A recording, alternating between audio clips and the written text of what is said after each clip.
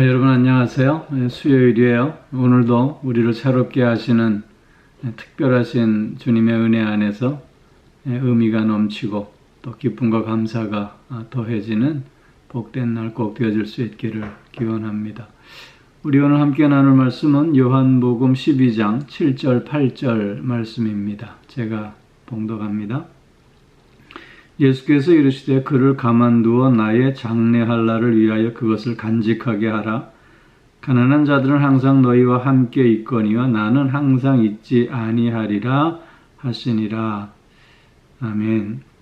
마리아의 그 헌신에 대한 가룟 유다의 비난, 또 제자들의 그런 그 암묵적인 동조를 주님께서 막으시고 마리아의 그 헌신을 변호하시며 그 헌신의 의미를 더해 주시고 있는 오늘 본문의 내용입니다. 마리아의 그 헌신은 나의 장래할 날을 위함이다, 이렇게 말씀하시고 있습니다. 즉 예수님의 죽음을 위해서 미리 기름을 부은 그런 사건이었다고 말씀하시는 것입니다. 마리아가 예수님의 죽음을 알고 있었기에 이렇게 예수님의 몸에 값비싼 향유를 부었는지는 정확하지 않습니다. 마리아는 예수님의 말씀을 늘 귀담아 들었던 여인이었습니다. 그렇게 예수님께서 죽음에 대한 말씀을 하시는 것을 누구보다도 가슴 깊이 새겼을 줄로 생각이 됩니다. 그랬기에 그는 주님에 대한 그 뜨거운 사랑과 또 주님의 그런 말씀에 의해서 아마 이렇게 예수님을 미리 장례를 준비하기 위해서 이렇게 기름을 부었는지도 모르겠습니다. 다른 한편에서는 마리아는 예수님의 장례를 준비한 것이 아니라 그냥 그 주님에 대한 사랑과 그 은혜에 대한 감사의 표현으로 자신의 전부를 드려내는 이런 헌신이었지만, 그러나 그것이 결국 예수님의 죽음을 준비하고 있는 귀한 의미가 내포된 헌신이 되었던 것인지도 모르겠습니다. 주님을 향한 우리의 헌신은 사실 그렇기에 우리가 어떤 것을 드리느냐가 중요한 것이 결코 아니라 어떤 마음으로 드리느냐가 제일 중요하리라고 믿습니다. 우리는 이것이 무엇을 뜻하는지, 무엇을 위하는 것인지 혹 모를 수 있지만, 그러나 주님은 우리의 헌신을 받으시고 그 후에 우리가 미처 생각하지 못했던 귀중한 의미를 부어 주시는 줄로 믿기 때문입니다. 마리아가 미처 알지 못했지만 그의 온 마음을 다한 헌신이 예수님의 장례를 준비한 너무나도 귀한 헌신이 되었듯이, 오늘 우리가 온 마음으로 주님 앞에 드리는 우리의 마음과 이런 헌신이 또한 주님께 어떤 의미로 받아질 수 있을런지 우리는 알 수 없습니다.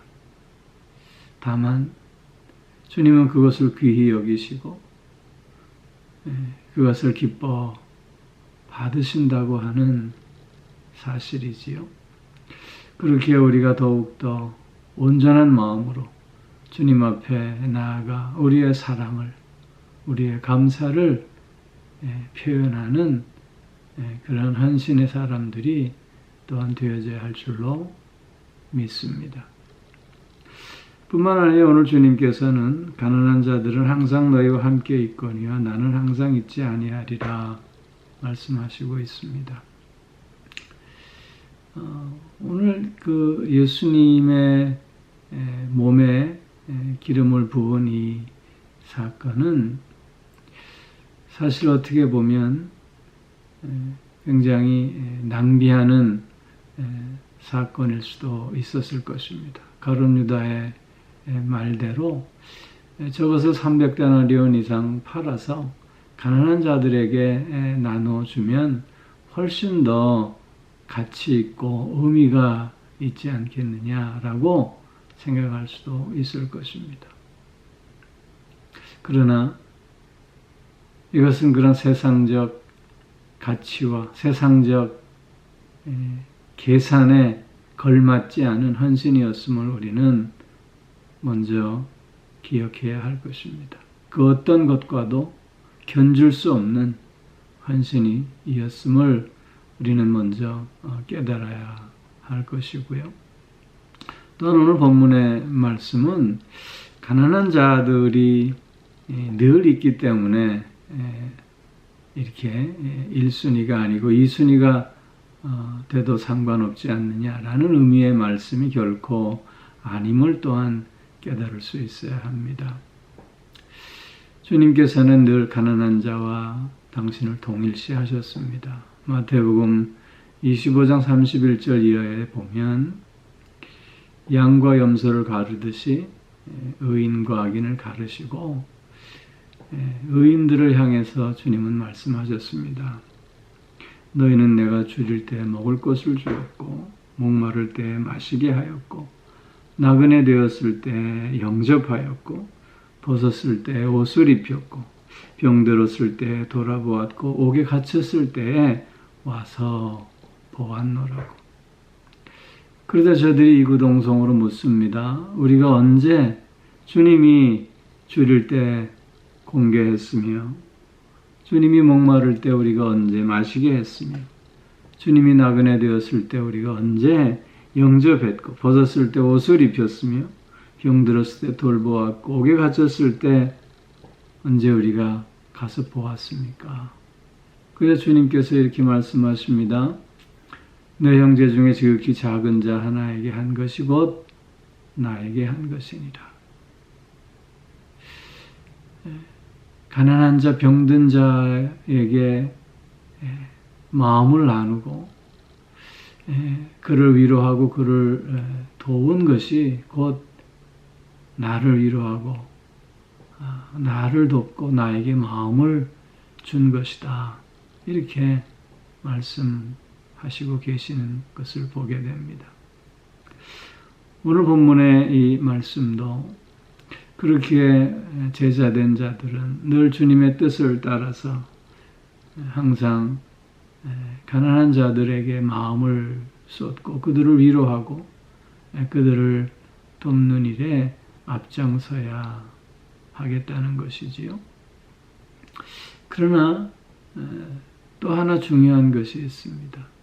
우리가 이렇게 가난한 자들과 함께 함에 있어서 그것은 결국 주님이 드러나게 하시기 위함이다 라고 하는 걸 잊지 않아야 하겠다는 것입니다.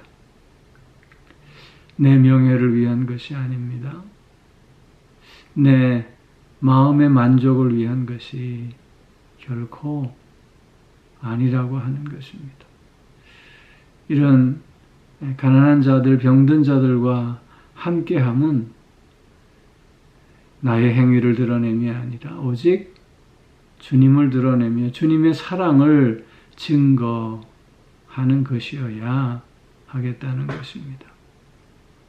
요새도 그런지 모르겠습니다만은 옛날에 무슨 교회에서 무슨 고아원 같은데 구호 물품을 잔뜩 가지고 가서 그 물품들을 앞에 세워놓고 고아원들을 다 불러 모아 사진을 찍곤 하였던 것을 기억합니다.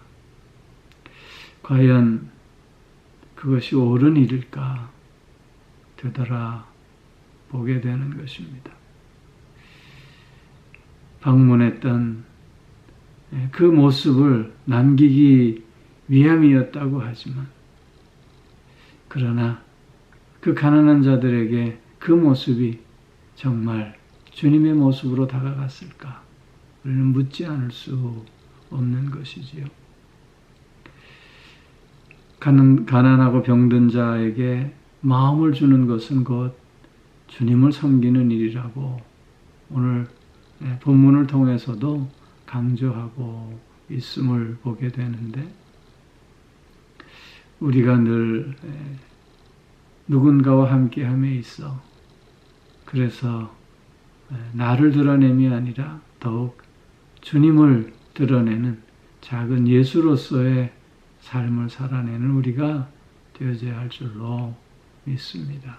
사랑하는 성도 여러분, 우리는 사나 죽으나 주님을 위한 존재라고 하는 사실을 다시 한번 확인하면서 우리의 헌신을 통해서 주님을 기쁘시게 할 뿐만 아니라 또한 힘들고 어려운 자들과 함께함으로 말미암아 작은 예수로서 주님을 드러내며 주님의 사랑을 나누고 또 증거하는 우리들이 더욱 되어짐으로 오직 주님께만 영광 돌리는 저와 여러분들 앞으로의 삶이 되어질 수 있기를 주의 이름으로 축원합니다. 기도하겠습니다. 사랑의 아버지 하나님, 우리의 작은 헌신을 주님은 귀히 여겨주시고 그 헌신을 또 기뻐 받아주시는 가운데 우리가 상상하지도 못했던 놀라운 의미를 부여하여 주시고, 그래서 그것을 함께 기뻐할 수 있게 하시니 감사를 드립니다. 우리의 온 마음으로 더욱더 주님 앞에 가까이 나아가는 헌신의 사람들이 되어질 수 있게 하여 주옵시고, 또한 병들고 또 연약한 자들과 마음을 나누며 함께하는 가운데 주님을 드러내며 주님의 사랑을 더욱더 나타내는 우리들이 될 수 있게 하여 주시옵소서. 그래서 사도 바울의 고백처럼 사나 죽으나 주님의 영광을 위해서 나아가는 우리들이 늘 되게 하여 주시옵소서.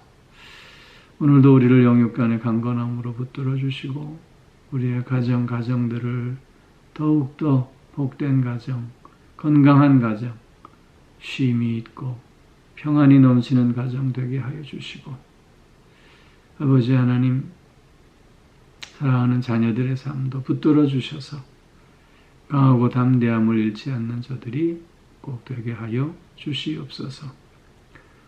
무엇보다도 서로 사랑하는 가운데 더 많이 이해하고 또 존중하면서 하나님께서 허락하신 그 아름다운 관계들을 더욱더 복되게 하고 풍성하게 하는 우리들이 되게 하여 주옵소서. 몸이 불편한 이들을 불쌍히 여겨주셔서 그 병든 몸을 고쳐주심으로 강건케 하여 주시고, 마음이 상해 있는 이들도 위로하셔서 새 마음 가질 수 있게 하여 주시옵소서. 오늘 하루 주님 앞에 나의 온 마음을 드리며 또 누군가와 함께 할 때 작은 예수로서 함께하는 복된 시간, 복된 하루 되게 하여 주실 줄 믿사오며 이 모든 말씀 우리 주 예수 그리스도의 이름으로 기도하옵나이다. 아멘.